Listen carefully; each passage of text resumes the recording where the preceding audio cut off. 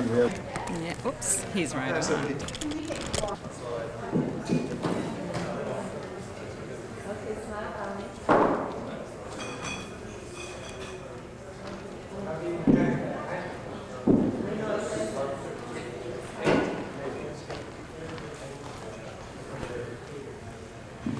I've got some things.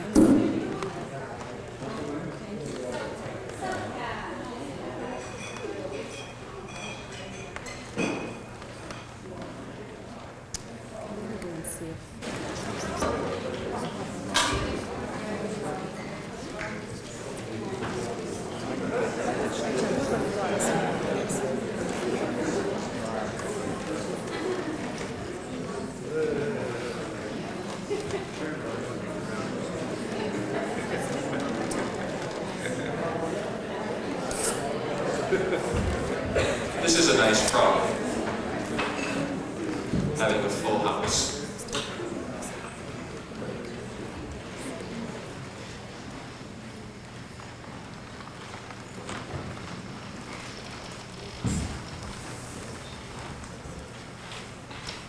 Okay, my name's Adam Crabtree, and I'd like to welcome all of you on behalf of the faculty in the school to this 1996 graduation ceremony. It's really, as you probably all know, that this is the first time we've been in this room, this place, for graduation, and I think it really is a marvelous place to be. The surroundings are really very beautiful, and I think it adds a lot to the ceremony to have a place like this. I look around and see many faces, and it's really a delight to me to see new people and also some very ancient faces out here.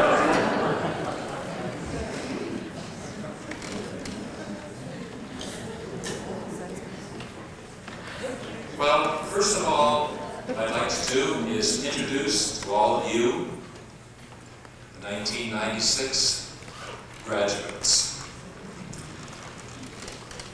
Sitting right over here, and I'd like to introduce each by name. First, Marie Barton.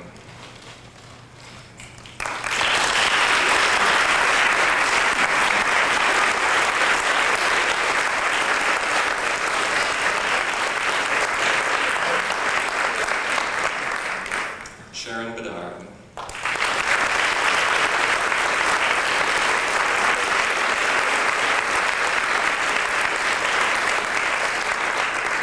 Rosa Berger.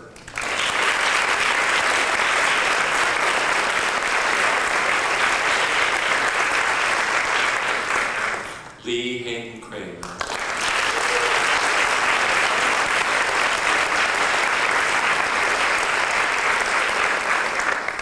Robin Hellendorn.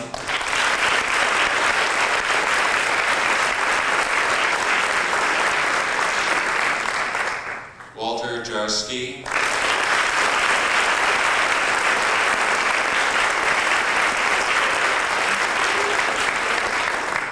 Linda Jones.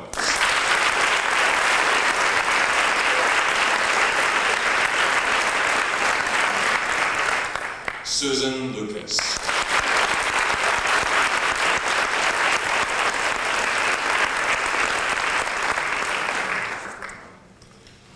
I'd also like to introduce the faculty, CTP. Where shall we begin? How about with Peter Dales over here?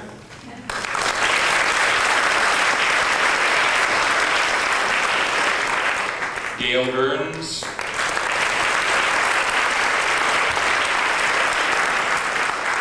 Ken Ludlow.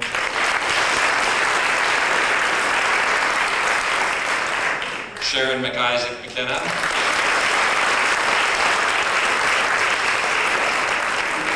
Anna Binswanger Healy.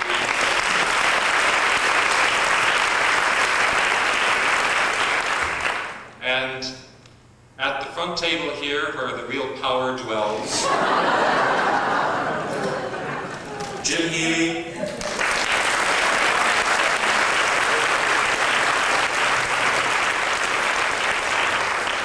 Philip McKenna,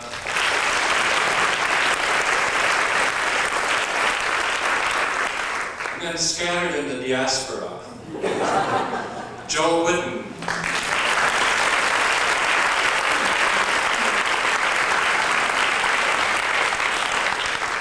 and a faculty member emeritus, Ken Keeley.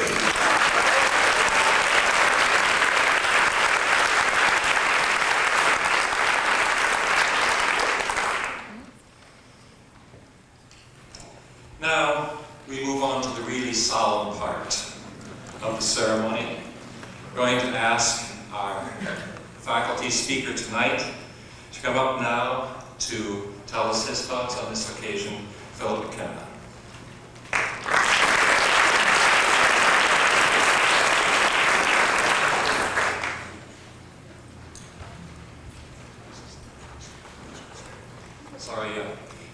We have a faculty member who is not here tonight, Marion Grad, and she sends her regrets. Unfortunately, she says she's in France. And she sends her congratulations to all the graduates.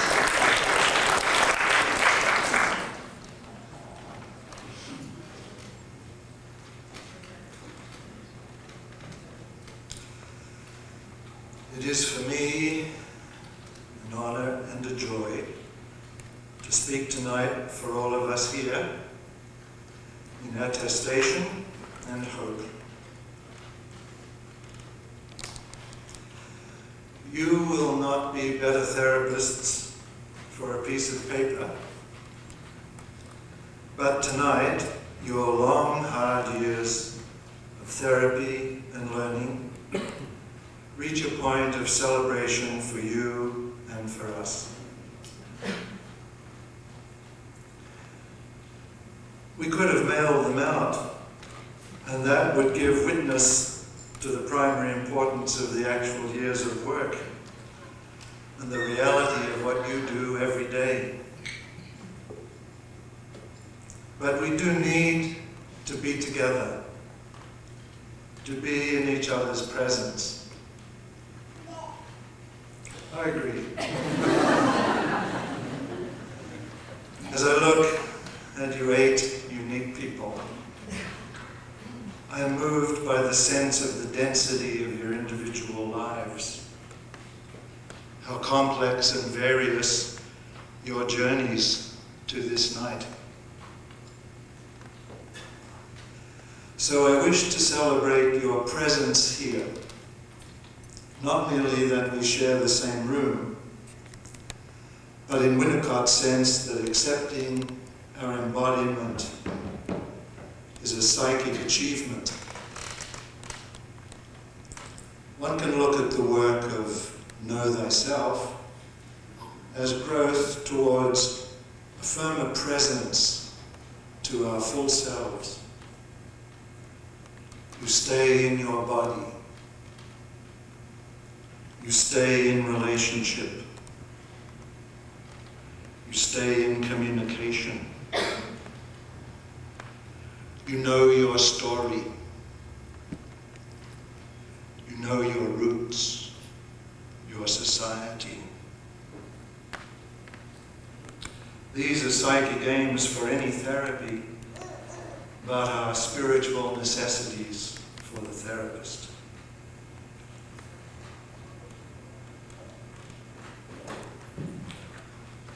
So, Robin, I see your splendid vitality and zest. I remember how fiercely you relied on your own experience in reading Winnicott. And I'm sure that you will never put your clients to sleep.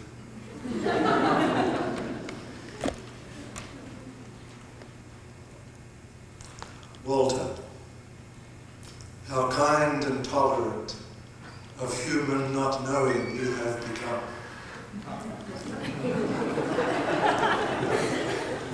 It can't be because we've been arguing for 20 years.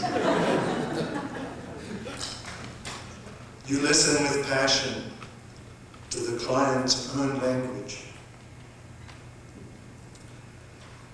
What a rich humanity you bring to the work. Susan,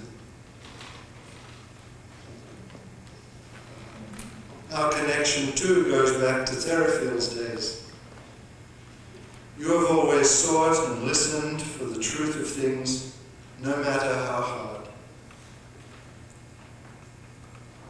Your intuitive gifts are wonderful and will flourish as you gain confidence in the work. Rosa.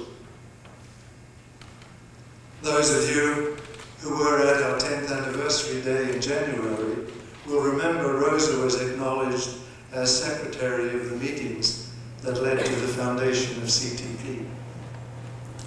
You've been with us ever since, steadily growing in confidence and ability. You keep alive in yourself 3 cultures, 3 languages, and already you show a flair for cross-cultural therapy.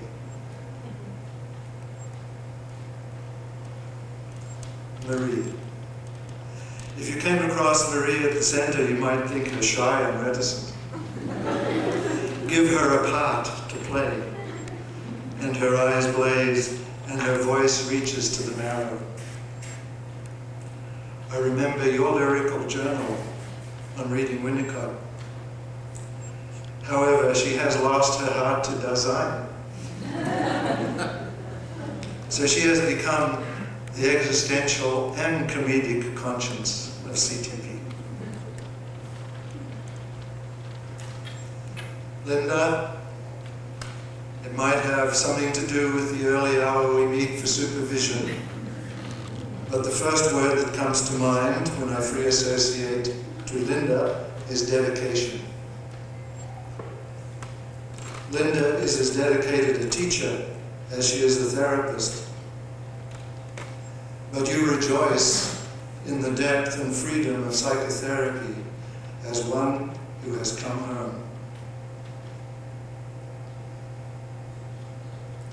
Sharon, from the beginning, you showed a warm poise and steadiness in the work, such as I would associate with much more experience.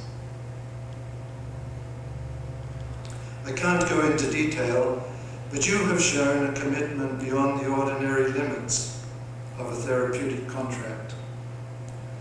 And this promises a wonderful future in this work. Dear Lee, what I could say of our journey together, were it appropriate. Just let me say how glad I am you have come so finely and well to this day. I know how much you love this work, and I welcome you and all 8 of you as colleagues and fellow workers. A final thought about that work. I have said how important it is that we celebrate your presence here, and that your own therapy and learning can be viewed as a growth in presence. I would ask you to reflect on what you're learning as a therapist, as what you bring as a therapist. You bring attentive human presence to people whose culture and personal history all too often not only denies it to them, but often kills the knowledge of the need for it.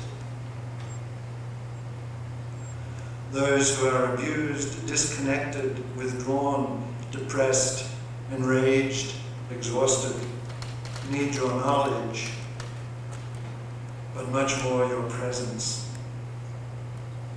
Your presence is more than you know. It is all that you are and have become.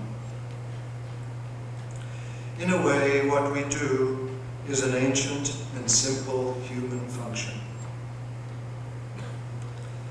In the context of denial of life, digitalization, and breakneck greed, being present to yourself and to another in a steady, consistent way takes on the aura of a radical action. Thank you.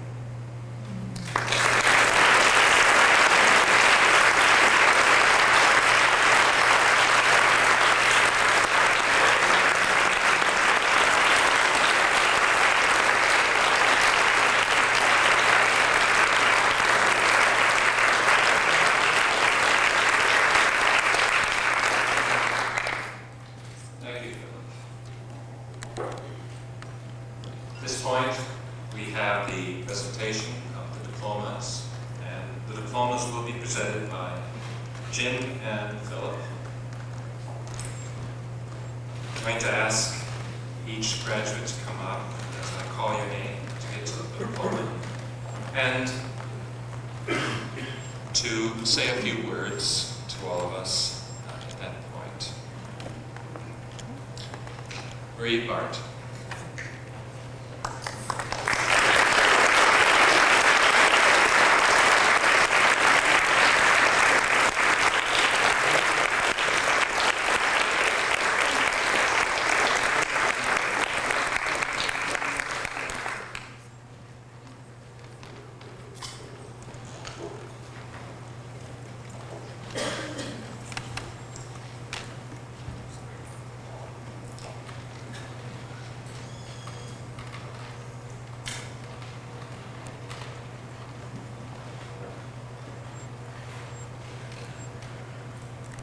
I'm taking you all in. This is my evening. And I feel very, very proud to be here amongst the people who know me the best and have given me the best of my life.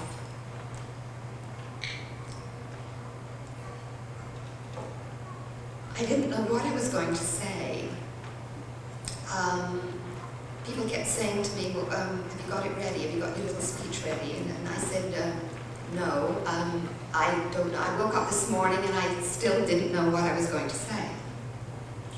And I lay there in bed and I knew some things.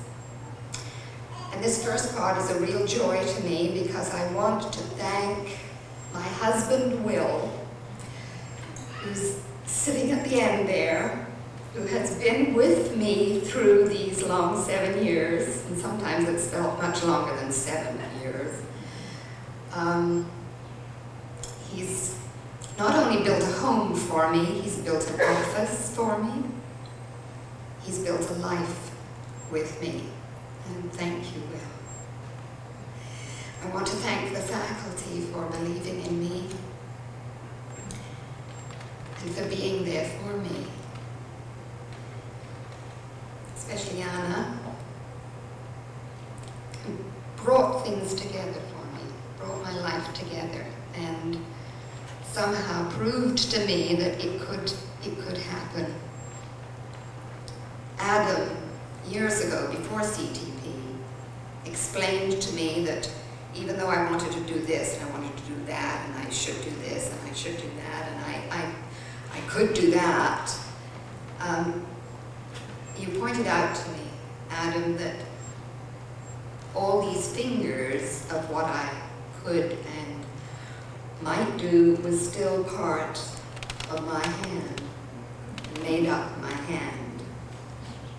It all came together, the possibility. And here it is. And I want to thank my mother, who's not here, but here in spirit. And someone said to me, why don't you just take off all your clothes? And I just did.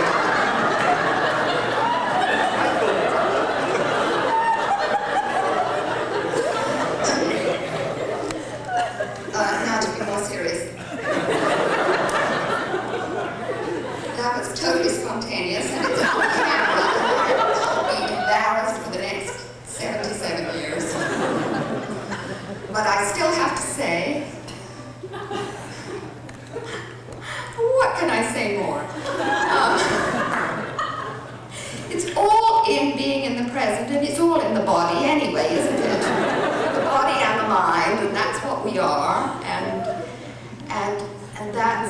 that being present is what we bring to people, and you've all helped me bring that to people, not in full sight always, but very present. Anyhow, I was in bed this morning, that's right. And I remembered that I had gone to an audition once for the Canadian Mime Theatre, and I really, really, really wanted to go. And I was supposed to have a mime made up, you know, to present a mime. And I didn't know what to present. I just couldn't think of anything. I couldn't prepare anything. And I woke up the morning of that audition, and I thought, I know what I'll do. I'll do an audition as someone going to an audition. So I did. And I got the role. I got the part. I worked. And it reminded me of the importance of not knowing. And that not knowing has been the core of my work. Because in the not knowing, you know. It's from not knowing, daring to not know, that the real, full knowing is embodied. And I want to wish all the students here a very profound and fulfilling not knowing. Thank you.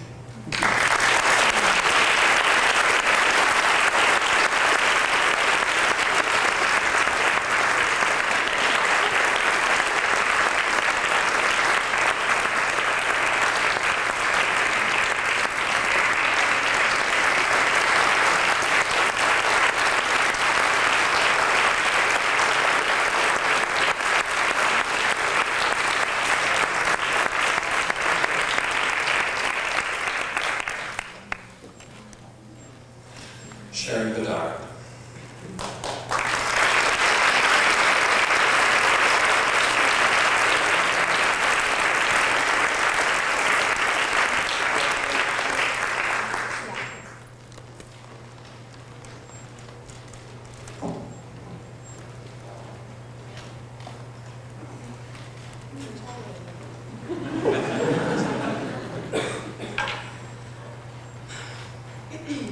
I'm very happy to be here this evening. It's been a very hectic 3 or 4 months, and I'm glad to be standing still, even if it's only briefly, to be with you. I thought a lot about what I wanted to say and share with you from my last 6 years or so here. And what came back to me were a number of images that have come to me while I've been writing my supervision updates. For those of you going into supervision, those are things you'll come to know. For those of us graduating, those are things we know we don't have to do anymore. And I say that with some glee, although with a great deal of appreciation for the fact that they were very valuable experiences. The first image, and I hope they're as evocative for you as they have been for me in helping me understand what my experiences have been like.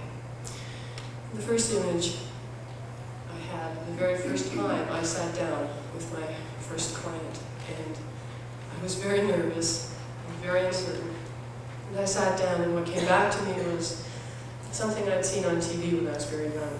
I don't know how many of you are familiar with Lily Tomlin's character, Edith Ann. She's a very young child in a very big chair, can't reach the floor, can't reach the arms of the chair. And I'm thinking, my God, how am I ever going to be big enough for this? Well, I've grown a little bit, I can reach the floor. The next image that came to me came after I'd been practicing for a little while. And I would go to my sessions, and I would listen to my clients, and I would strain to hear something. And I'd been in therapy for quite a while, and I'd been with my case supervision group for a while, and I'd been with my individual therapists for a while. And I would go and I would listen, and all of their voices would be in the room with me, and it was quite confusing. And I would strain to listen. And I realized that what I was straining to listen for was, of course, myself. And when I realized that, all of those people resolved themselves into a single figure. And I don't know how many of you are familiar with Arthurian legend, Arthur, Guinevere, Merlin. Merlin has a familiar in the shape of a great wise owl, and all of those voices resolve themselves into that owl sitting on my shoulder, whispering wisdom into my ear. It was much quieter in the sessions after that. After I practiced a little bit longer, I had the opportunity to take an office on the floor in St. George amongst a very fine group of people. And I realized that for me that was a very wise, unconscious move, because what I chose to do was to place myself amongst a community of others. And that's been very important. I have to say it was the ugliest office I've ever seen. But my partner and I were able to create of it something very wonderful, and a place where I could go to feels where I feel myself. And after I'd been there for a while, I realized that I had surrounded myself with two very important tools of the psychotherapist's craft: a space and myself. And as I practiced there, I could feel myself stretching into my therapist's skin, so to speak. And the room for me began to change. It was, of course, the place that I would invite the people who came to see me in. It also had a very important boundaries for every room.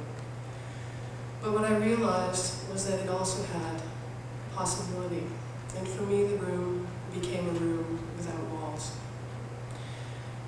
Because walls are not possible for people who are trying to stretch. Now, I'm here, and I'm not sure what image is going to come to me in the next little while to help me understand this experience, but I'm very certain that it is, that it will, and that you will all be in some way a part of it. Before I end, there are some thank yous that I would like to offer. When I was playing basketball, yes, I played basketball, my coach was a very philosophical person, and when he stopped coaching, he said that it's very important to remember people. So there are some people that I would like to remember and thank. My therapists, first of all, past and present, Sharon. They've helped me to keep from plodding through a lot of experiences unconsciously, and therefore I would not have been available to myself. And certainly, I would have forgotten what it is that I ask of the clients that come to see me, and that I learned to be, and continue to be, really honest. I'd also like to thank my supervisors, Peter. And Philip, to you, I wanted to say that it is most often your voice that whispers to me in the guise of Archimedes. For those of you who don't know the rest of the legend, it's not uncommon for Archimedes to grab Merlin by the ear and give it a twist when he's not paying attention and missing something. And Philip, in his own gentle way, has done the same for me. I'd also like to thank the people at St. George. I feel very honored to be amongst you, and so I'd like to thank Anna, and Anne, and Susan, and Klaus, and Robin, and Barb, and Lee. Sorry. I've also acquired many colleagues over the years here, but what I've also come to appreciate are friendships. And there are some people that I don't see very often, but whose constant presence in my life has been very important, and whose friendship I truly cherish. And even though I don't see you very often, the time I spend with you, I always feel very much enlivened. And so I want to thank you, Debbie, and Linda, and Eleanor.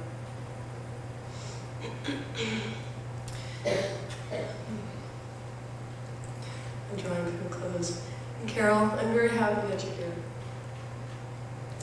We've been a lot of things for each other in the past few years, and your being here makes me feel hopeful that we can be the other things with each other in the future. And finally, I'd like to thank my partner, Dana. Dana, your honesty and your integrity and your love have been true gifts for me. And I feel as if I've been basking in it.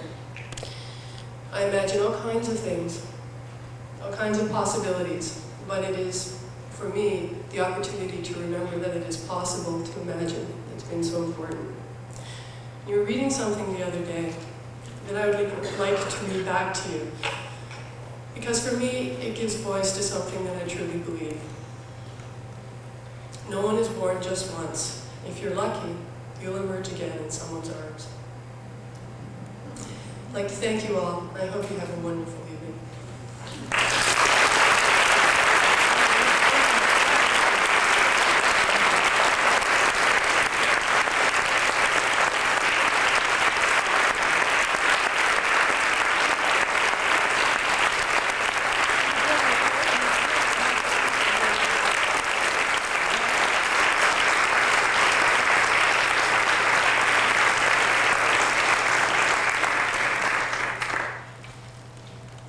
Rosa Bergman.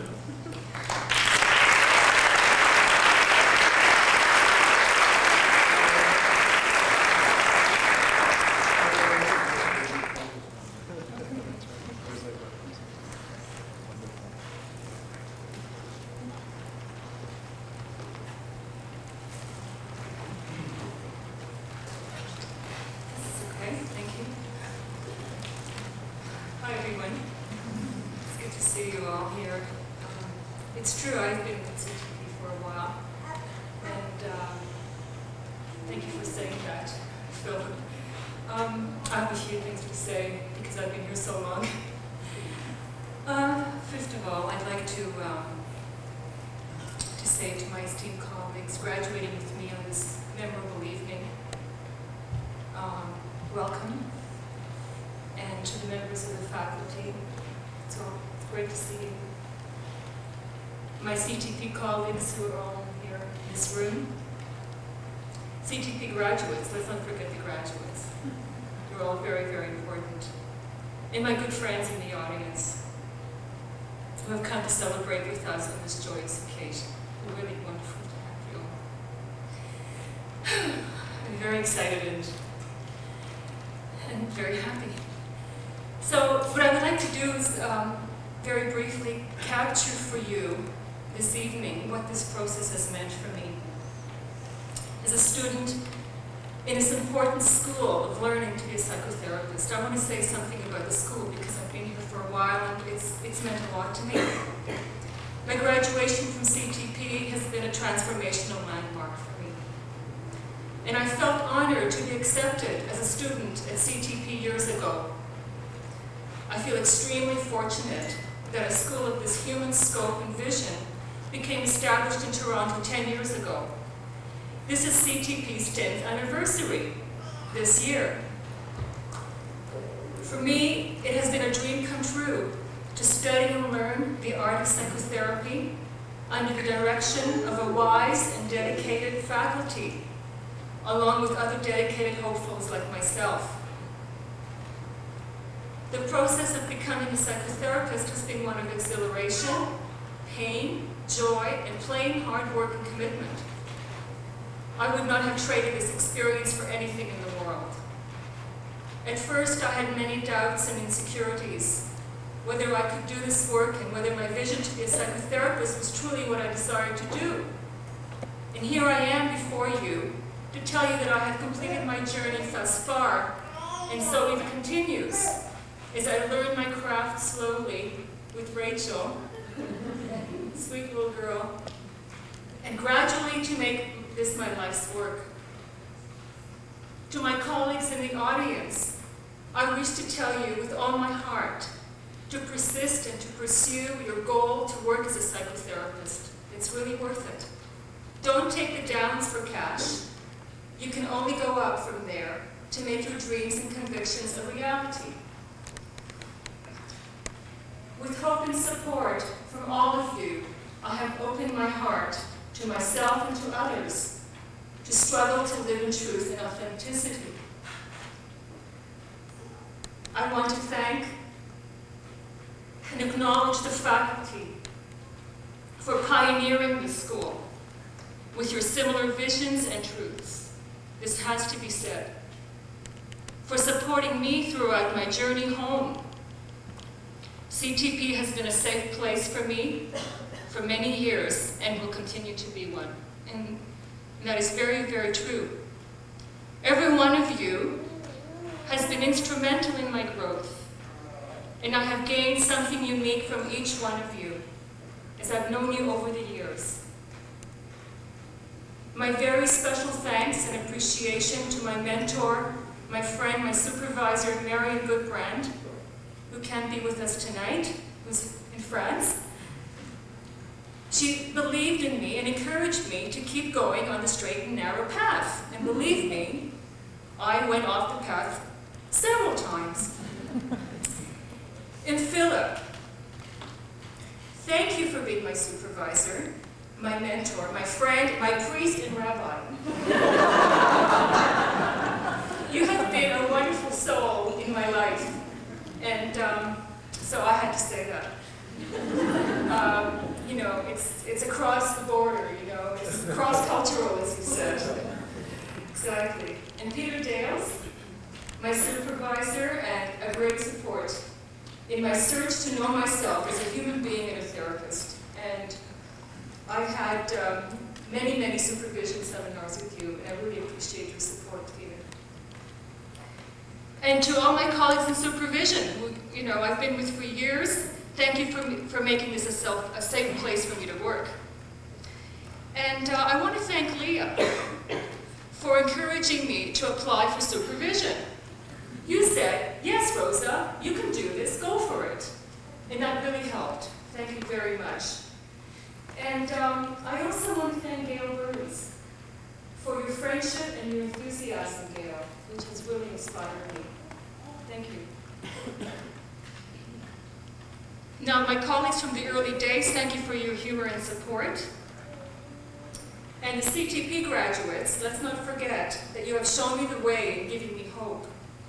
And to all my wonderful friends, for your steadiness, humor, and love.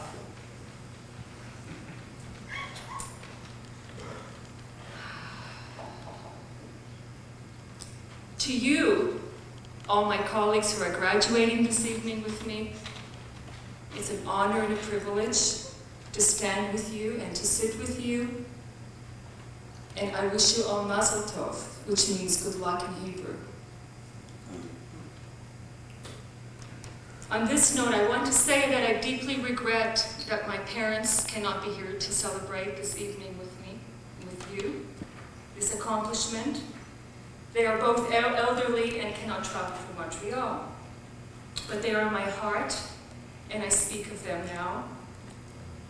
I'd like to share with you words my mother would have spoken in Yiddish had she been here this evening. And I'll say them in Yiddish first. Meine Tochter hat ständig gehabt, ein strenger Will, zu lernen und zu sein ein Mensch. Ich bin sehr zufrieden, als sie hat die Courage, zu helfen anderen Menschen mit seinem Leben. Zu helfen ein anderer Mensch ist sehr wichtig.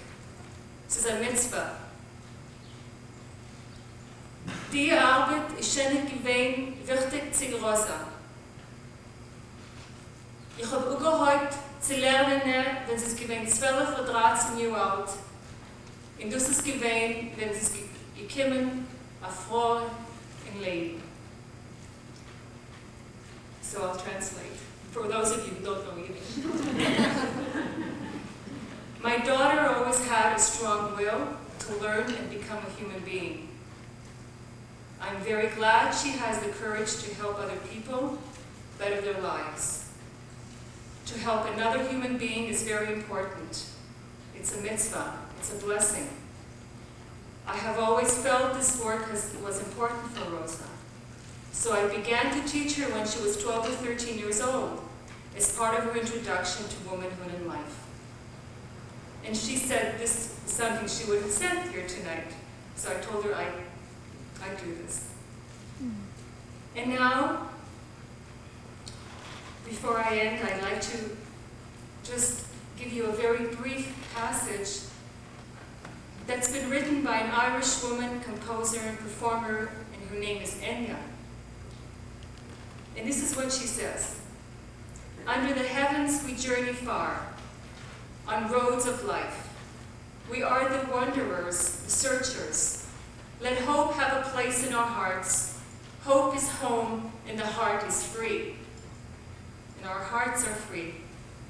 So I want to say to all of you, with all my love and gratitude, to the faculty and to everyone here, my colleagues, my friends, who have been with me on this journey together to realize our visions and hopes for a better life for our clients, ourselves, and loved ones. Thank you and God bless.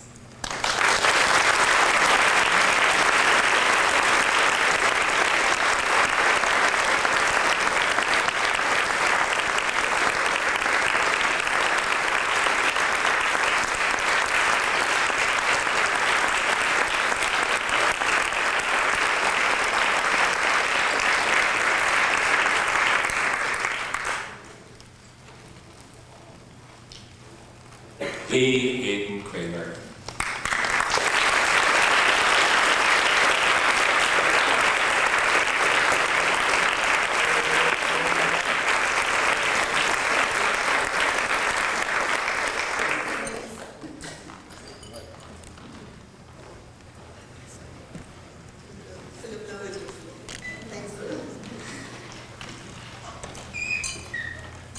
I was wondering as I was sitting there listening to everybody else speak,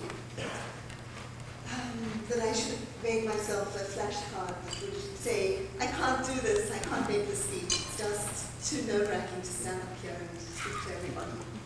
But then, here I am. It seems really odd not to be in the room that's been so much a part of the process of becoming a psychotherapist.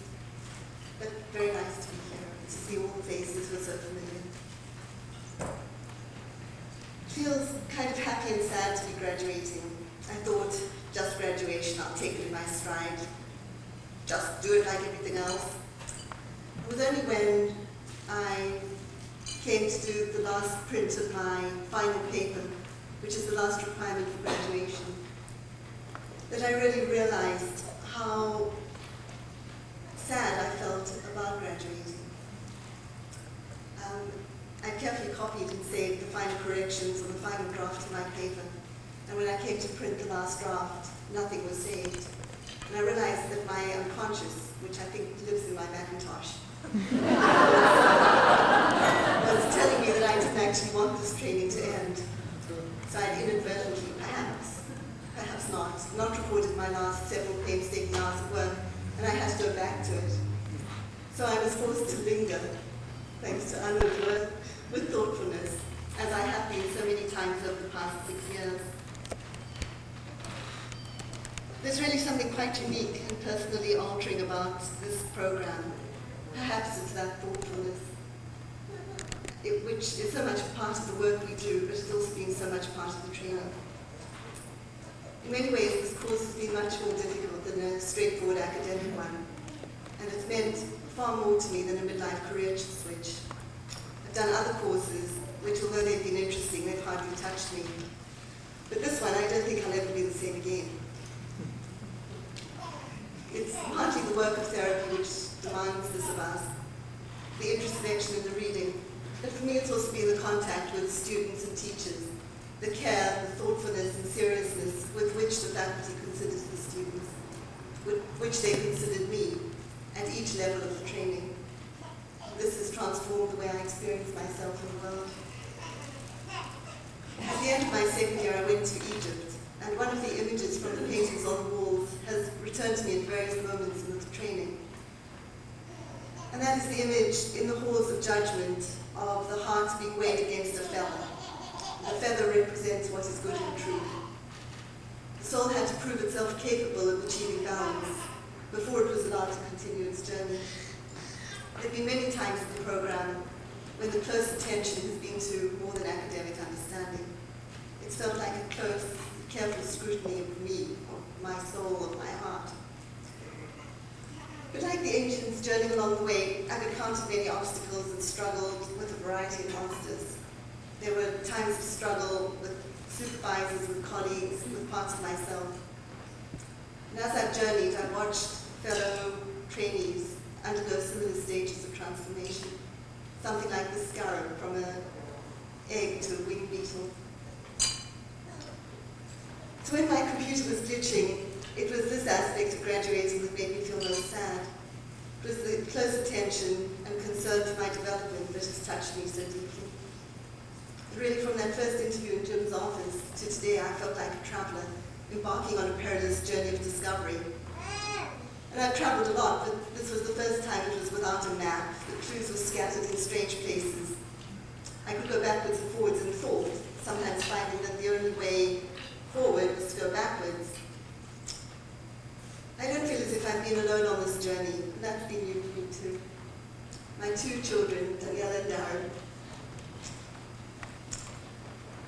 luckily they were old enough and almost fully formed before I had a chance to mess with their minds.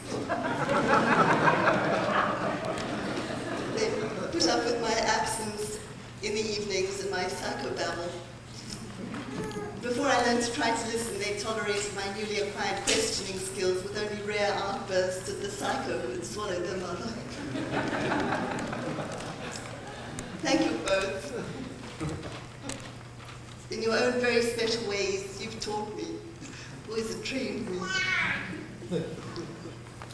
Steve, my husband, it's hard to know quite what to say, because I don't think you believe that this 1, 2, 3, 4, 5, 6-year training would ever end. But you hung in with me and loved me and cooked for me and took over when I needed you. And touchingly embarked on your own journey so that you could better understand and share with me. Jim is one of the best teachers I've ever had. And through your fascination with the work you've taught me, although sometimes your tenacity, awareness, concern, passion, and dedication to keeping me on my toes has felt like a monster, which I was locked in daily combat, but that's been part of the journey, part of the wonder of coming through it. You've really never ceased to amaze me with your insights, always finding the right question that will open things up. Your humanness, passion, enthusiasm for the work has been contagious. You taught me about the flexibility that's required to be human, and the humanness that's required to be a therapist. Anna, whose concern and care and attention and commitment to guiding me has also taken me by surprise so often. You taught me so much about being in the world, about the complexity of being human, showing me that not knowing can be more valuable than knowing, and that lingering reveals much more than rushing, and much more. Other members of the faculty who at various times have helped me develop my skills as a therapist: Peter, Adam, Sharon. Colleagues, Debbie, who even before our first shock of being in a group together was a close and important companion through many ups and downs, weeping and giggling together. My colleagues at St. George, it's really been great. Other colleagues who've been too numerous to name, but who've been so close and taught me so much. Philip, I leave you to the last two, because it was most difficult to speak about. You've been guide, mentor, companion along the road, my personal therapist, so present and affectionate. Your unwavering belief in my care capacities has made things possible which otherwise would not have been. You provided me with safety that allowed me the freedom to show myself. You held my hand through surgery and therapy with a warm generosity and love which I hope I'll be able to bring to the work that I do with clients. Thank you all. Graduates often quote poetry. My inspiration came from Daniela, because in some profound way, A.A. Will speaks about my 6 years at the CTP, how it is to have a new career, work which I love, and a group of people who mean so much to me. And it says something very poignant about how I feel graduating today. When I was 1, I had just begun. When I was 2, I was nearly new. When I was 3, I was hardly me. When I was 4, I was not much more. When I was 5, I was just alive. But now I'm 6, I'm as clever as clever. So I think I'll be 6 now forever and ever.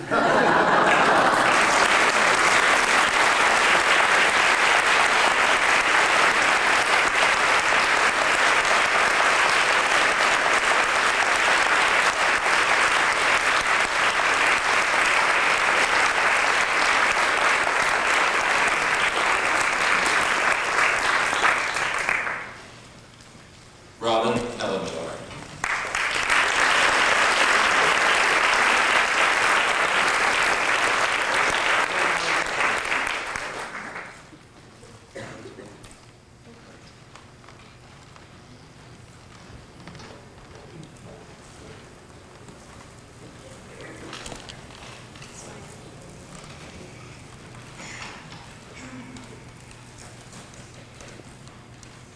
I think I've spent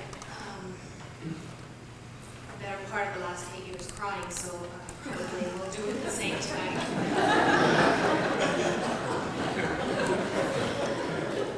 I figured it wasn't a goal worth trying to reach this evening, not to cry. I did find preparing for this speech tonight probably harder than writing my papers, or practically anything else I've done, I think, in the last 8 years. I thought a great deal about my own personal therapeutic journey and my training at CTP and what it's meant to me. It's been many, many things, but there's one word that really represents the heart of it for me, and that's the word integrity. Before I began therapy, I knew a woman that I admired very much for her integrity, and I wished that I could have integrity like that. Earlier this year, I came across a description of integrity in a book called Trauma and Recovery, written by Judith Herman. And it seemed to sum up my struggle and what my therapy and training have meant to me. Integrity is the capacity to affirm the value of life in the face of death, to be reconciled with the finite limits of one's own life and the tragic limitations of the human condition, and to accept these realities without despair. Integrity is the foundation upon which trust in relationships is originally formed, and upon which shattered trust may be restored. The interlocking of integrity and trust in caretaking relationships complete the cycle of generations and regenerates the sense of human community which trauma destroys. Today I stand here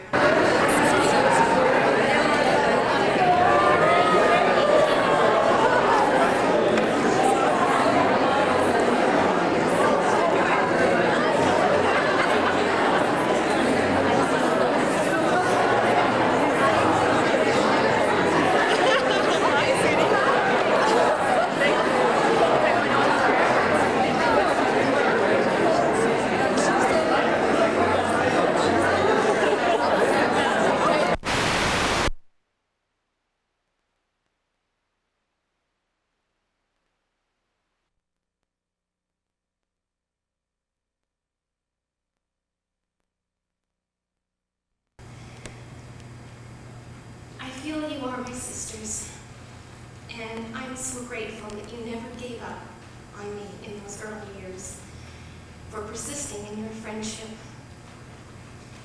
You're so meaningful to me, and I feel so wealthy to have two friends like the two of you. I thank you for being here. I'd like to also acknowledge all people from my group, Jim and Anna's former group.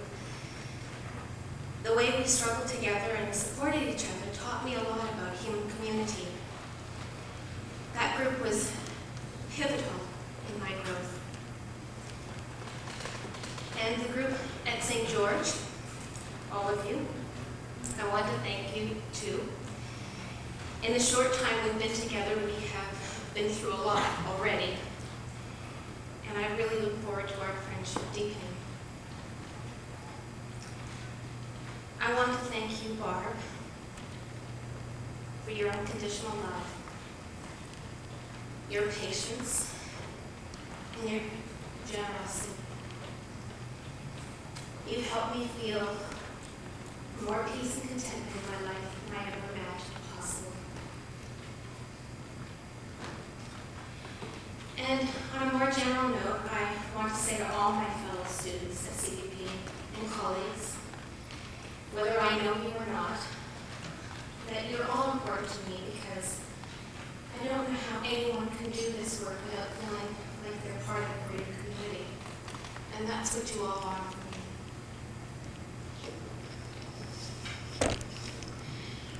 And finally, I'd like to thank the faculty at CTP.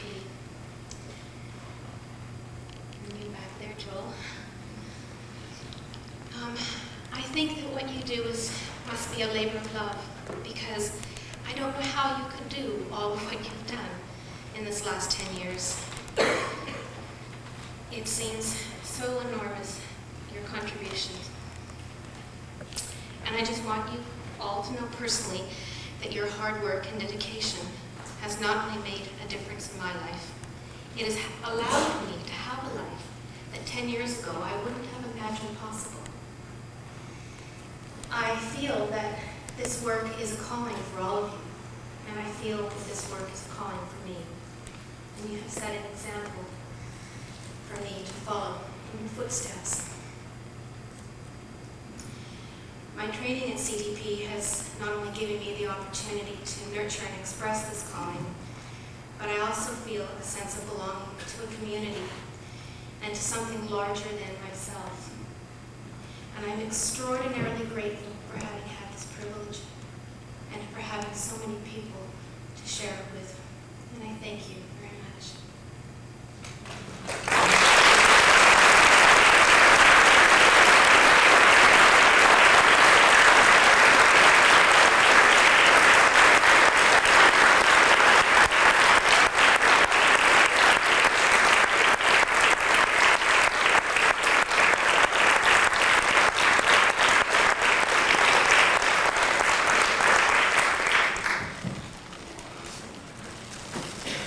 Walter Jarski.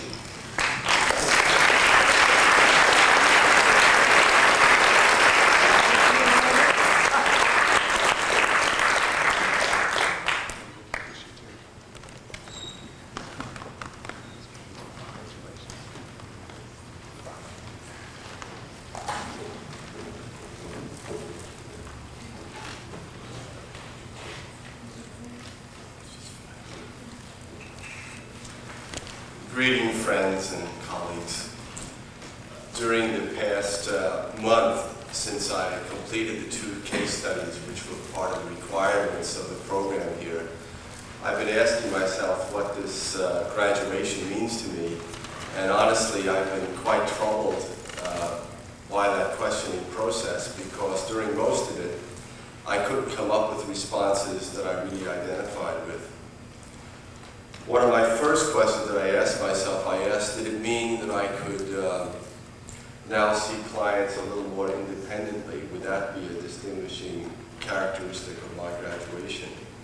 And I had to say, no, that wouldn't be a distinguishing characteristic, because I have felt that way for some time.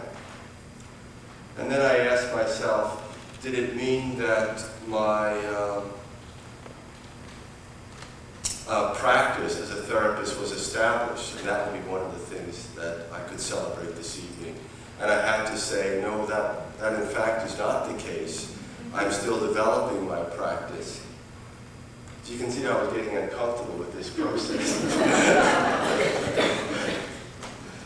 And then I asked myself if this graduation means that I have in place a small group of therapists and friends that I meet with regularly as a way of supporting each other and exploring what this process means to us.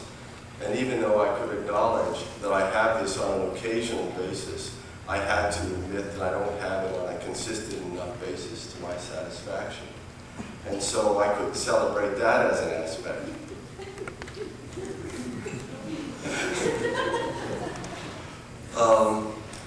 continued, even though I was uncomfortable. And I came up with two answers that I really identified with.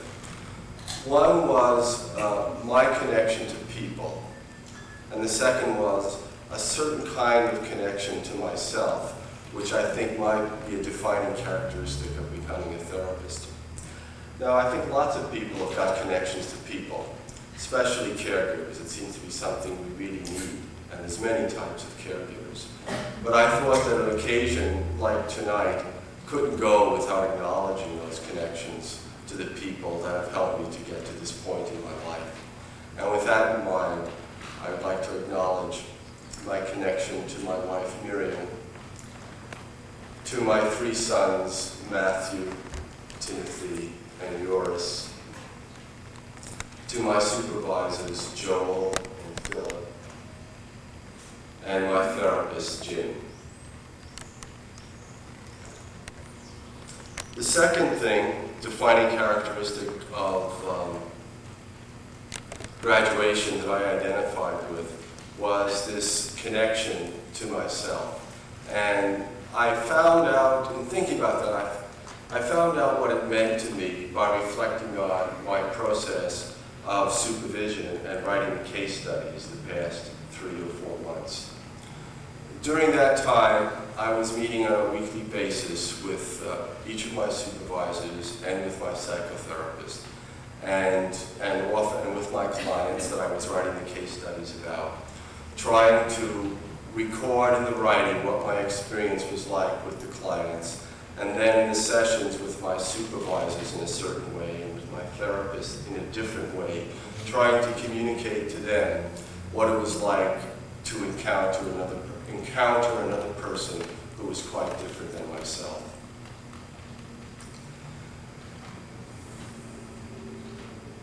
Part of this process of trying to communicate to another person what it was like to encounter a client was not easy, and I found it very difficult. And I should say that in my supervisions with Philip, we concentrated quite intently on this process of trying to communicate about another person. And we had a lot to build on in that concentration.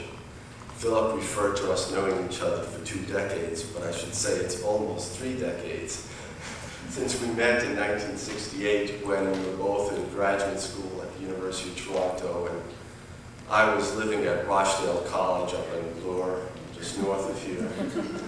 And in the catalog, this person, Phil McKenna, was listed as a resource person in linguistic philosophy, which was something that I was interested in, what language teaches us. So I looked Philip up, and we met a few times. And if I recall correctly, we talked about a controversy in the 9th, 10th, and 11th century in Europe about what words mean, whether they are merely described as of a reality outside us, or whether they have a life of their own. And in concentrating again, decades later, about the uniqueness of particular people, we once again encountered this age-old question. Because I didn't bring to my work as a therapist or as a citizen of our society trying to make sense of things. I really don't believe that the important things about individual people or about our society can be known objectively. I think we can only know them subjectively, intersubjectively. And so if I don't have that confidence in objective knowledge, on what basis could I claim to say something about another person? And this is something that Philip and I came back to again and again. And that's why I concentrated on the language of clients, my language and Philip's language, because if I didn't have this confidence in objective knowledge, I did have a confidence in being sensitive to the signature words of each person, the particular ways that each of us talk about our experience, as we've heard already tonight with the other graduates talking about what this experience has meant to them. Instead of thinking that we're all speaking the same language, I felt that very often we speak private languages or idiom or idiolects or languages which we don't even always understand ourselves. And the occasions of connection between two people are more rare than we normally take for granted. Now, in this process, I think I succeeded in making Philip quite uncomfortable sometimes because of my doubt. And I should say, and I'm quite grateful for this, that Philip helped me to become a little more comfortable with my doubt. Perhaps at least because I felt that he took it quite seriously. And I think that our back and forth with each other sensitized each other to the signature expressions of clients and even the signature expressions of ourselves in this process. I would like to tell you about a joy that Philip and I shared during these intense months together.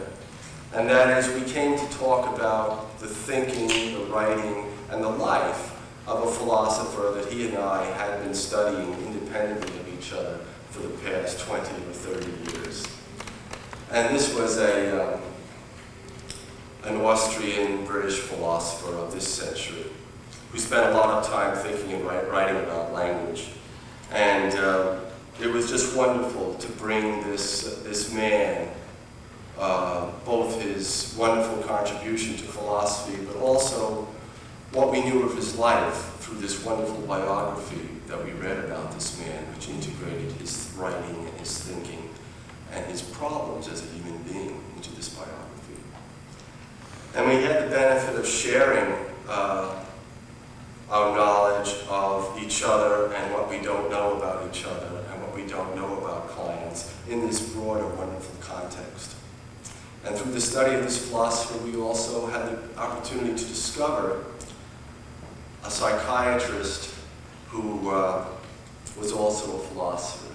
This was a person who was a student of Ludwig Wittgenstein, this philosopher of which I'm speaking, who eventually became his friend and eventually became his deathbed companion. And eventually in 1973, this man wrote a book called The Danger of Words, in which he was struggling with the question of what we're able to know and say about another person. In this effort to communicate to Philip about my clients and to struggle with how I could be present to them, Philip and I came to a heightened appreciation of a very complex concept in psychodynamic psychotherapy. And I would like to try to talk about this concept, as difficult as it is, because I think it will communicate to people perhaps who may not know about the psychotherapy orientation of our school and what our strenuous efforts are about. To give you a taste of what we do, but also to show you what I identify with as being a graduate from this program. This odd concept is expressed in these odd words like projective identification.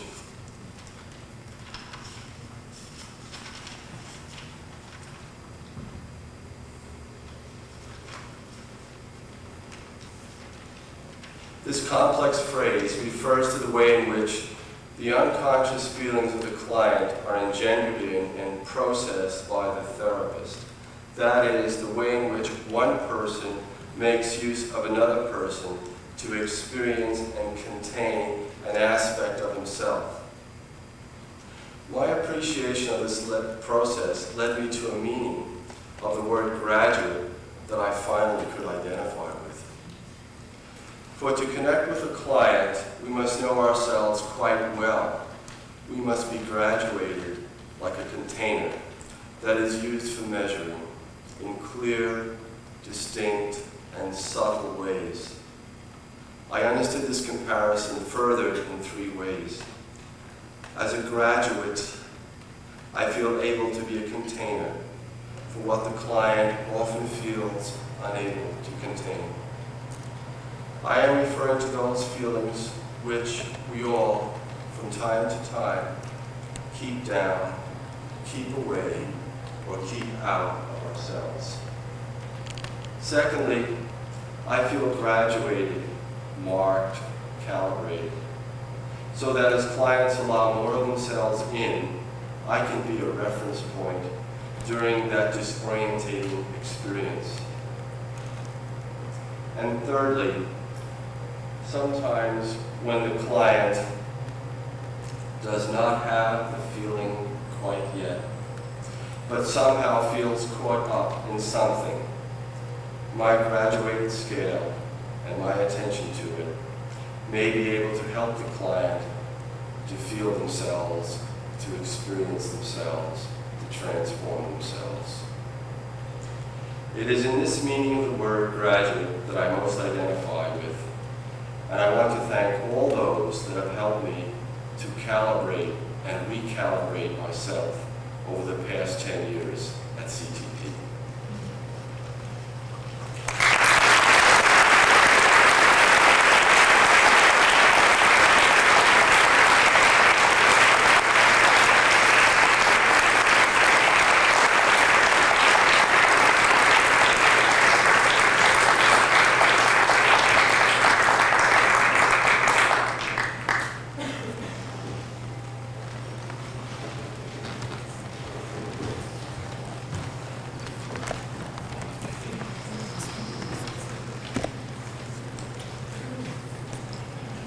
Linda Jones.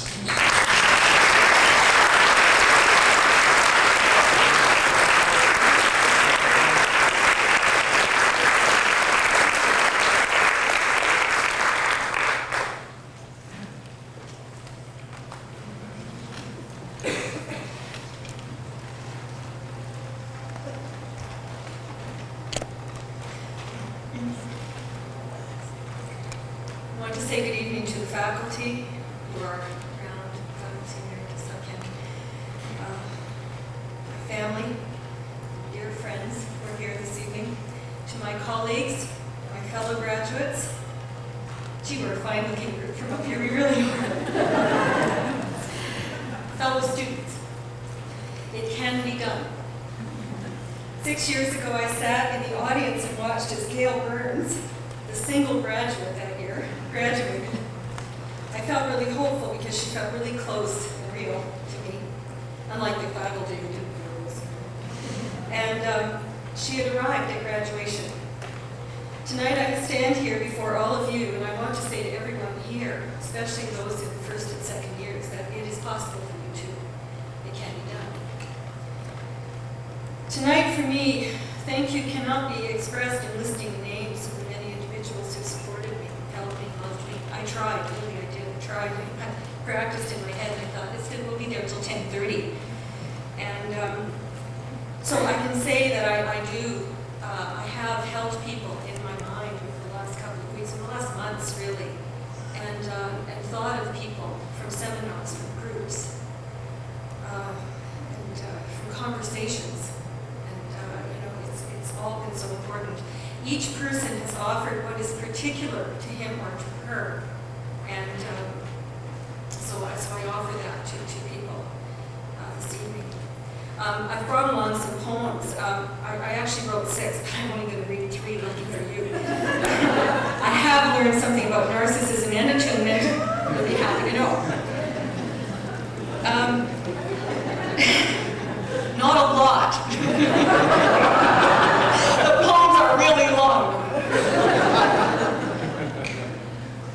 In reflecting over the last few weeks, I realized that I have taken something from each and every one of you on the faculty, whether you have been my supervisor or therapist or not, lectures, seminars, special seminars, again, conversations. I think that I can summarize that in these words: humor, clarity, generosity, great generosity, wisdom, above all, this is so wonderful, a sense of how extraordinary it is to be ordinary. Oh, for God's sakes, it's great to just be ordinary. That's the idea. You just get real ordinary, and then you're fine.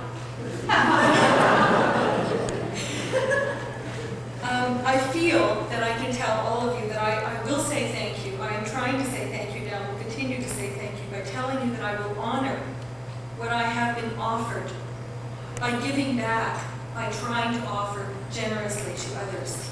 And this is a generosity that comes from the embracing of myself, which makes it then possible for me to embrace others, and also importantly to embrace the support which has been offered. There was a time when I couldn't. I didn't see it. It was all there. I didn't see it. I'm sorry for that. And I'm glad people stayed still offering, waiting for me to see. The other thing I want to say is the importance of what I'm learning and still learning about relating. And I have two sisters, and they both live in other cities, and they don't see what I really look like. They just hear about all the things I do over the phone. And one sister who was feeling particularly harried and called me and said, "Oh, you do all these things. You know how you do all, this sort of thing." And I was on my knees at the time. And I tried to explain to her I knew this feeling, and she wasn't buying it. So I listed the number of people in my life at that time who were getting me through the week. There were 40 of them. Several therapists I was seeing in different forums, 2 groups. I listed all the people, dear friends, family, and so I had a whole team behind me, and I really feel them behind me. I feel you up there tonight.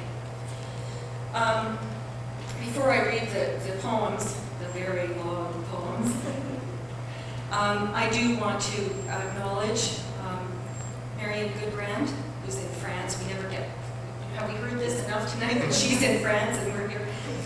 My therapist and a supervisor, Philip McKenna, my supervisor, Sharon McKenna, my supervisor, Ken Keeling, my first year supervisor. And now I will just read these poems. The first one is called Embracing the Place of No Hope. The black dot, the black circle, the black pit. Inside, struggling at first, almost drowning. Then catapulting out, free. Only part of me is there, and I am here, split. Suddenly, circles and circles of green appear. The black cannot help what it is, and I cannot help that it is part of me. I envelop the green, which envelops the black, which is all inside me. It is within, cannot be without, and I cannot be without it and be whole. The answer is neither drowning nor fleeing, but embracing. And the second one is for my mother, my intrepid mother, who is here tonight, I'm blessed to say, and for Marion, who's in France, as you all know. Sorry. How to be connected to the vaginal heart, which pulses from deep within. Heart within the womb, spouting forth blood. How to bathe in the vaginal fire, which warms and envelops and invites to move, to grow, to thrive. Heat within the womb, spouting forth fire. From blood and fire springs the vaginal flower, blossom flourishing, protected and strong, vitality within the womb, spouting forth life. How to be connected from womb through heart, through head, roots growing upwards and outwards, reaching, holding, letting go. Thank you very much.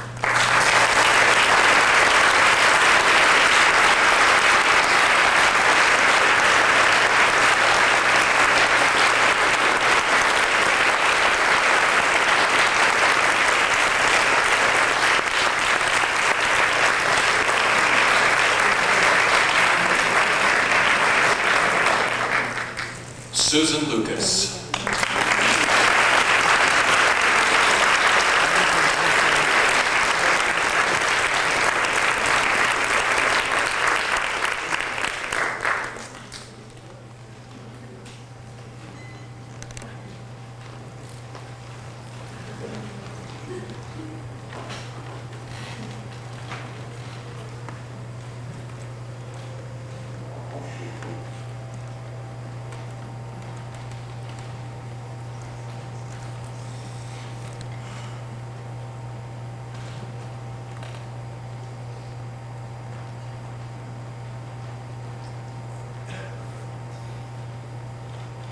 I feel very fortunate to be the last person to be speaking tonight.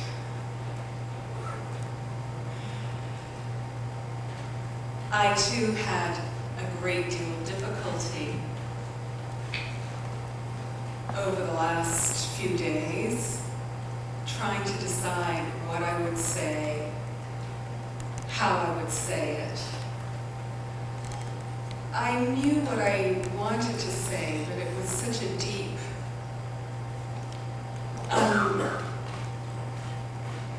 inexplicable, I don't know, inarticulable knowing. And I've been very helped by hearing all of you speak. And you've actually encouraged me to say some thank yous, which I, for some reason, was hesitant. Perhaps well, I won't go into why, but I was. I'm going to save my thank yous, though, for a little while. I really have been struggling mightily to find something to say, and I have vacillated between option A, which is to come up and simply attune to the moment and speak completely extemporaneously, and option B, which is to write a speech. So I've created option C, which is both. And yesterday I took myself off to the countryside with a lawn chair and a picnic and a notebook, and I decided that whatever I would write would somehow synthesize everything I wanted to say. So I'm going to read you what I wrote, and then I'll fill in the rest. For years now, I have been thinking about what I would like to say in my graduation speech. Sometimes, when I had an insight into the nature of psychoanalysis, or reached a knowing that connected psychotherapeutic work with the outer world of every day, I would think, I must talk about that in my speech. I rarely wrote those things down, but I believe they are not lost. They are woven inextricably into the warp and weft of my being. It's just that now there are too many threads to be able to speak about each one. And so the question is, which one or two of these threads do I wish to speak about? My thoughts in the last few days have ranged very widely over my 10 years at CTP, and also the 10 years or so of preparation before that. And it is meaningful to me that as I am born into the next phase of my life, someone who influenced me a great deal when I was young has died. Last week, Timothy Leary died. When I was 17 and living in Rochdale, a little later than Walter and Philip, I read his book, The Politics of Ecstasy, which had a profound effect on me then. What I remember most about the book is this. He said that the most important thing was to expand one's consciousness and experience God. I can't remember if he used the word God, but it was something like that. And the form that this would take would be a white light, accompanied by a feeling of ecstasy and expansion to higher consciousness. And the quickest way to achieve this state was to take LSD. So I tried LSD a few times, and I learned a great deal. I did have a glimpse of the spirit, or the energy, within everything. I didn't have the hoped-for experience of ecstatic union with the light of God. But what little I saw was enough to inspire and encourage me to continue my quest. The other insight that has been pivotal in my life that I gained at that time was that there were emotional and psychological difficulties within me which acted as impediments to knowing what I have now come to call the Great Spirit. That was my first impetus to entering therapy in 1975. Along with this very personal purpose for entering therapy was another, a little larger than just myself.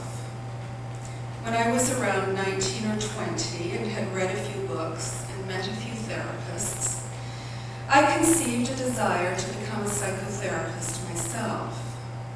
Somehow, I had the wisdom or insight then that I had a lot of work to do on myself before I would be ready to do this work with others.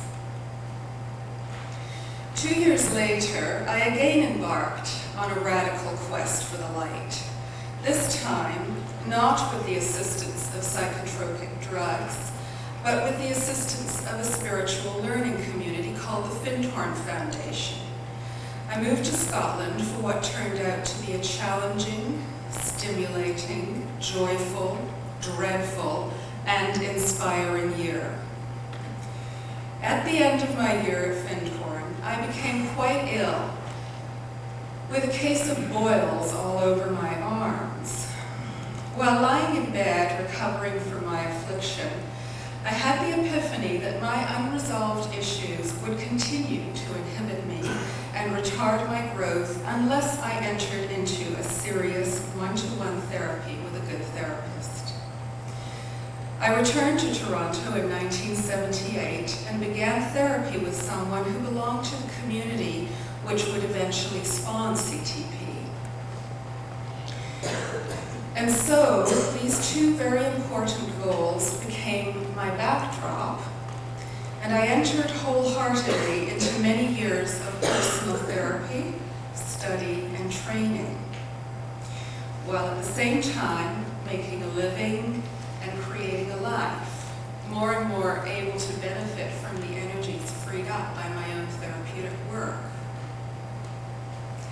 As I prepared myself to stand here and graduate, I noticed that my original spiritual desire and vocational goal have both jumped into the foreground of my awareness, as if asking to be re-examined, acknowledged, and refined in the light of all that has happened in the last 20 years. I have the impression that what for 20 years or more have been parallel tracks, or even divergent ones, are now convergent. Not only has the process of psychotherapy succeeded in removing some of those impediments to the spirit enlivening me, it has itself become a discipline for me through which it is actually possible to apprehend the spirit at times.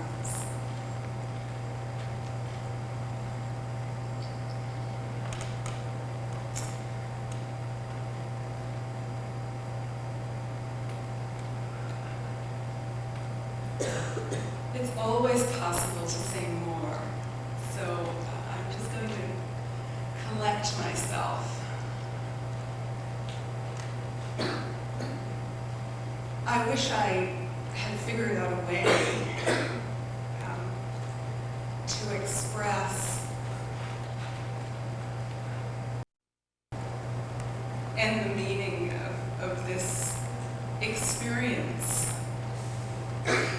More and more as I think about graduation and as I've sat with colleagues, I think graduation from CTP is it's almost a linguistic convention, because it seems to me that this has so much to do with all of life, and it's very difficult to speak about all of life. So I apologize.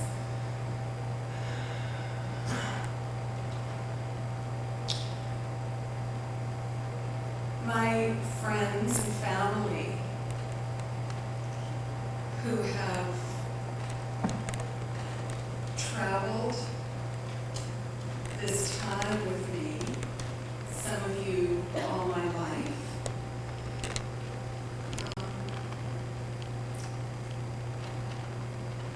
I don't know how to thank you. I don't.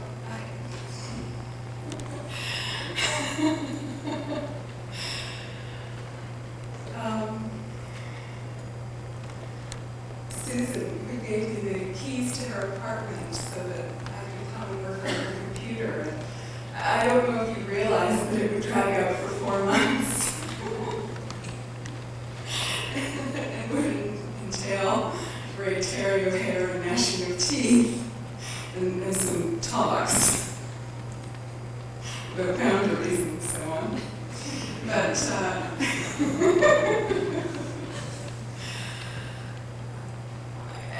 as you know, I've given you flowers and I've written to you, but I wanted to publicly acknowledge you and say how important it is to me that it was you who extended this, because we have a history together that is very important to me. And I really felt held and supported by you and your husband in this incredibly difficult and important process of writing my essays. And I don't think I could have done as good a job as I did without that. So thank you.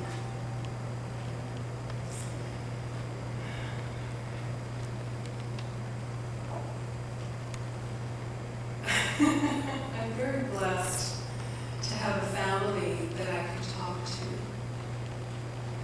And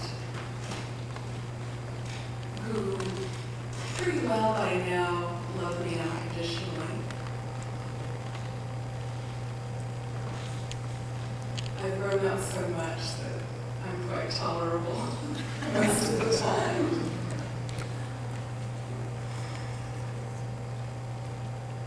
And many of you here are my friends and colleagues, that those of you who I work with, who are in supervision with me, are all vital. My connection with you, as yours with me, is the nourishment that enables me to do this work, that corrals me and helps me. So I thank you.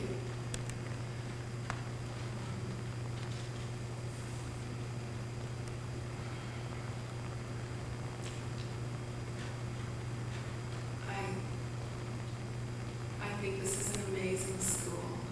I feel very, very, very privileged to be engaged in discourse with the members of the faculty. And look forward to a lengthy postgraduate life. Thank you very much.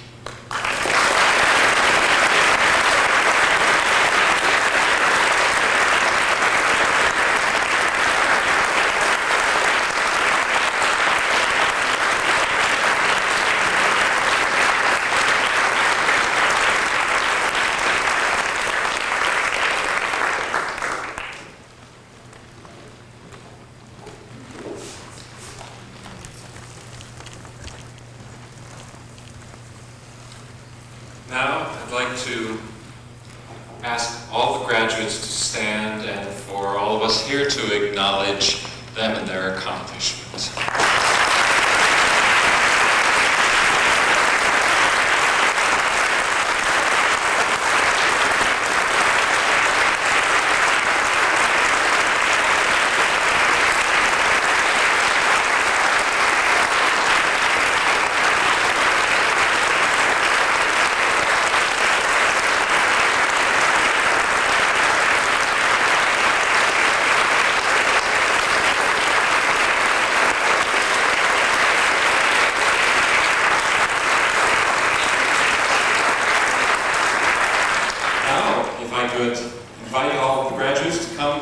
seats at this table, specially prepared for you.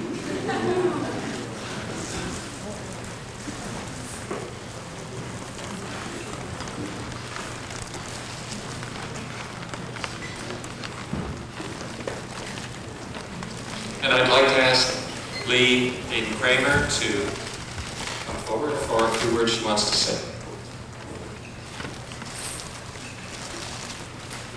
Well, the graduating class of 96 would like to acknowledge the importance of this occasion by buying for the school a one-year subscription to the Contemporary Journal of Psychoanalysis.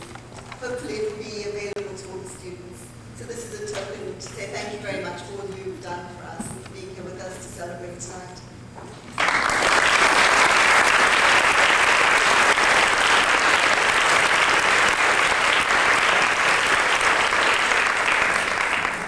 Thank you very much to the class of 1996. This concludes the formal aspect of our ceremony tonight, and now we move on to things a little bit more informal, namely the entertainment. And first on our program tonight is a dramatic monologue by Joris Jarski. So I'd like to ask Joris to come forward.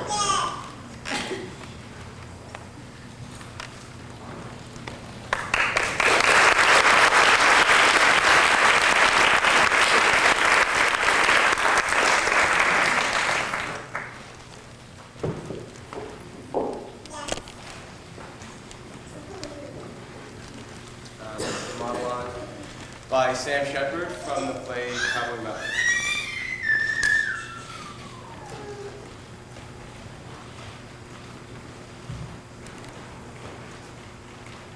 Listen to the traffic.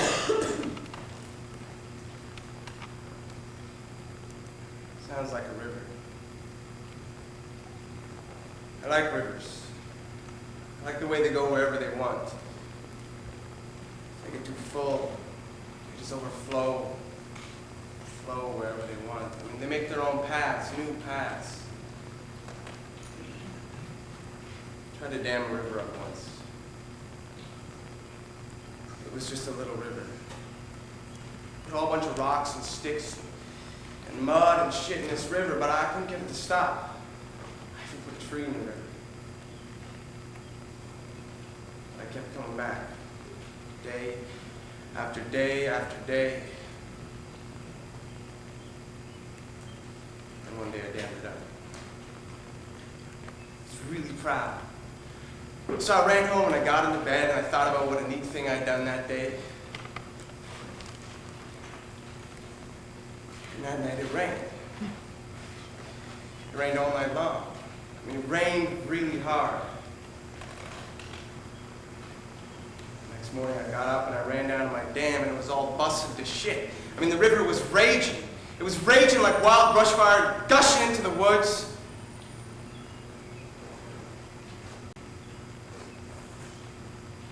I never built another dam again.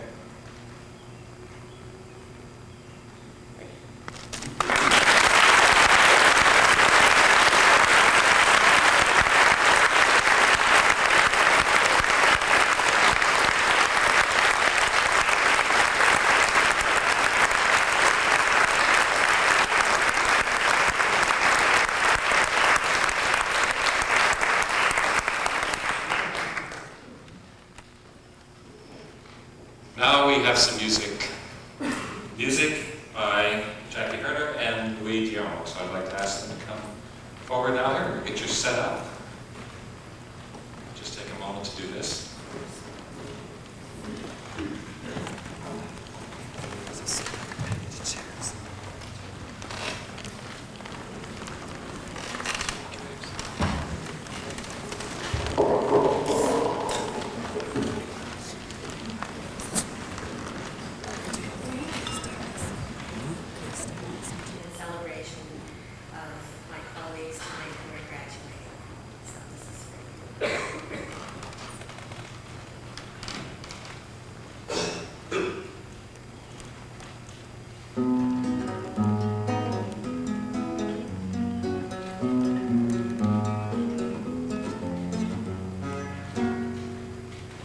We were ring around the rosy children.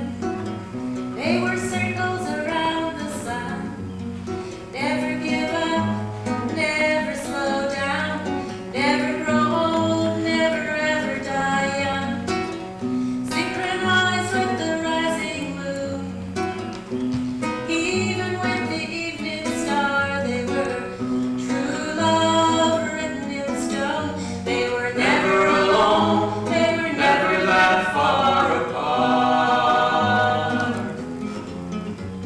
And we who couldn't bear to believe they might make it, we had to close our eyes, cut up our losses into doable doses, ration our tears and sighs. You could see them on the street on a Saturday night. Everyone used to run them down. They were a little too sweet, a little too tight, not enough tough for this town. We couldn't touch them with a 10-foot pole. No, it didn't seem to rattle at all. They were glued together, body and soul. That much more with their backs up against the wall. Oh, hold them up, never do let them fall. Pray to the dust and the rust and the ruin that makes us and claims us and shames us all. I guess it had to happen someday soon. Wasn't nothing to hold them down. They would rise from among us like a big balloon. Take the sky and forsake the ground. Yes, other hearts were broken, and yeah, other dreams ran dry. But our golden ones sail on to another land beneath another sky. Oh, hold them up, never do let them fall. Pray to the dust and the rust and the ruin that makes us and shames us and claims us all. Yes, other hearts were broken, and yeah, other dreams ran dry. But our golden ones sail on to another land beneath another sky.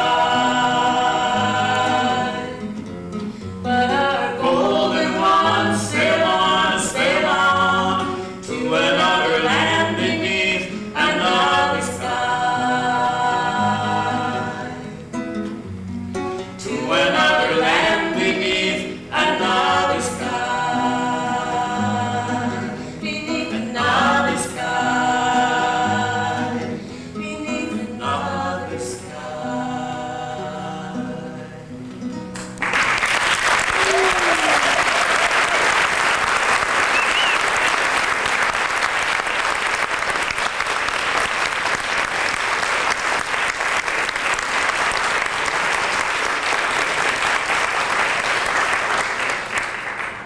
I'm wondering if someone would help me distribute these to everyone, because we're going to do a bit of community singing.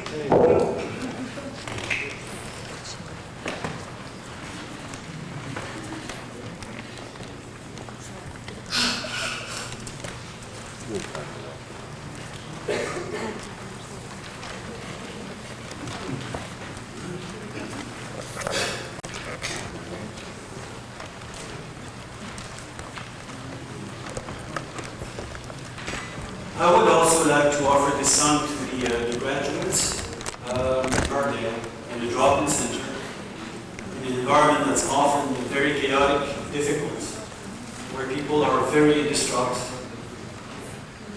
And I remember one day, I've known this song for, as all of you probably have, known it forever. It was probably written before I was born, I'm not sure. One day I had very difficult conversations with people who were in very, very difficult situations. And when I walked out of the office into the drop-in space, I felt such a weight, such a wretchedness, such a misery. I felt it in people. I felt it in myself. And so I found myself guided by, I don't know exactly what, the piano. And I started singing this song. And for the very first time I actually heard it, I realized that this song really is a way of seeing that is based on an unshakable trust. That it goes beyond the wretchedness. I try to imagine the condition that Louis Armstrong lived under when he wrote that, what the societal reality was in those days. And I can see the depth of it. And to me, it really spoke to me as a prayer and as an act of faith, much more than as a song. So I would like to offer it to the graduates. What I would like to do is sing it once, and then we could all sing it together. I would very much enjoy that.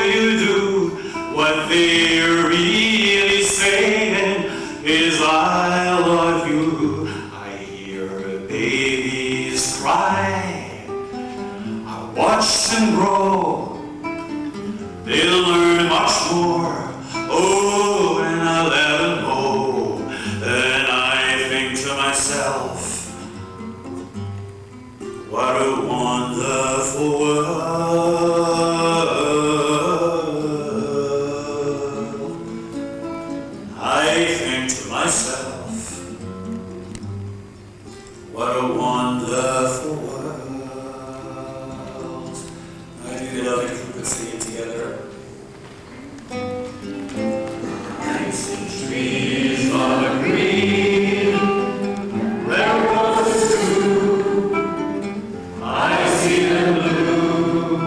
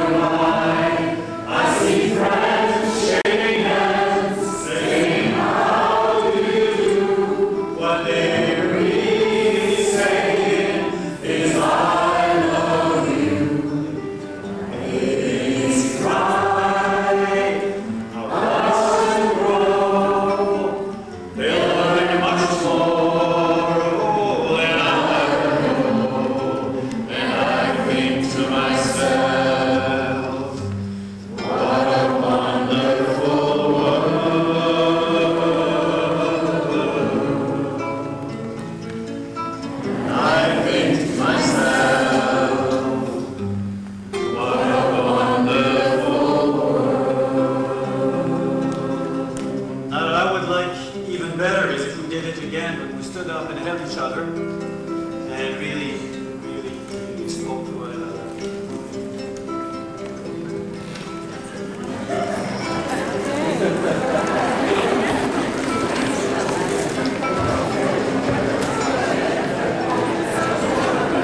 Let's do it for the graduates, thinking about them.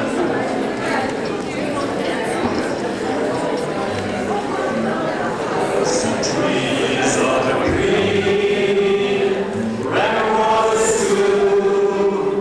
I see them bloom for me and you, and I think to myself, what a wonderful world. I see skies of blue and clouds of white, the brightness of day.